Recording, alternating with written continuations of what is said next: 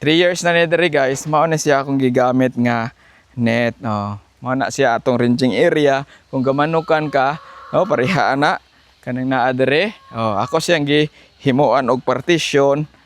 Oh, ana, himuan ako siya og partition nga ingon ani niya. Net ra ni kung gigamit na nya kaning plastic nga pipe. Mao ni ato ang mga layers, mao ni atong mga pulit, gigamitan ako sa partition nga ranging net. Mao ni nga net akong gigamit, no? Oh, until na dito sa babaw na short lang ko ani, need pa ni nako ipaabot gyud dito sa ubos. Mao ni akong plano nya, wa pa gyud na trabaho. Naa sila gitas-on nga 6 feet, 7 feet o 9 feet. Ang bangag ani, mas maayon yung gamiton ng bangag guys is katong 1.2. Muna ko ang gigamit 1.2 ang bangag ani niya. Ato mga gwapa nga ko ano, mga pulit, mga layer machine na gyud eh. Nag-aaway dito. Oh, napay usa diri oh, lagan kaayo.